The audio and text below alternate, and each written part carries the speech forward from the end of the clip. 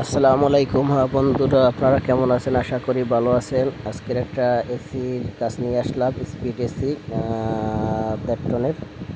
ঠিক আছে, তো আপনারা দেখেন এসিটা আসলে পয়লা আমি ইনডোরটা খুলতে আছি। ঠিক আছে, তো কার্টুন থেকে আমি এসিটা খুলতে আছি। দেখেন এসিটা খোলার পর এসিটার স্ট্যান্ডটা খুলতে হবে, গ্যাসের পাইপের নাট খুলতে হবে। ঠিক আছে, এই আমি বাইর করতে আছি। যেহেতু ভিডিওটা আমি একাই করছি নিচে রেখে, তার জন্য হয়তো এইভাবে হয়েছে। এই আমি এসিটা বাইর করলাম।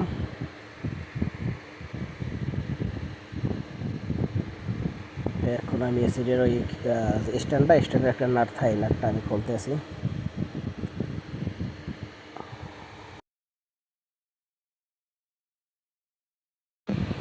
হ্যাঁ, আমার স্ট্যান্ডটা খোলা শেষ। ঠিক আছে, তো এখন এই স্ট্যান্ডটা লাগাই নিয়ে একটা নাট ছিল, নাটটা আমি লাগাই দিছি।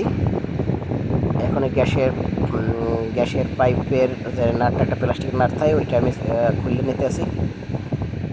ঠিক আছে, আর কেমন হয় অবশ্যই জানাবেন, সাথেই থাকবেন। ওইটা আর দিয়ে ছোটো গ্যাসের পাইপটা ওইটা আর দিয়ে খোলা যায় না, তার জন্য প্লাস দিয়ে খুলে নিতেছি। এখন পানির লাইনের কাইটা উপরে প্লাস্টিকটা খুললে কাইটা দিলে ভালো হবে। আমার যে পাইপটা লাগালে পাইপের ভিতরে আমার এসি লাগানোর সময় ওইটা হাত দিয়ে পাইপের ভিতরে ঢুকাই দেওয়া লাগবে, পানি আসবে ভিতরে।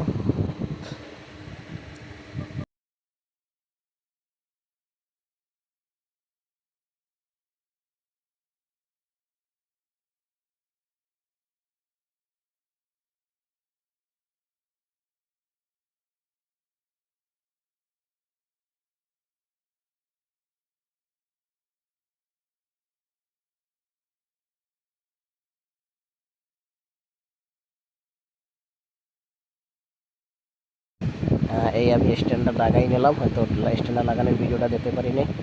তারপরে এই গ্যাসের পাইপে প্লাজিং করতে আসি।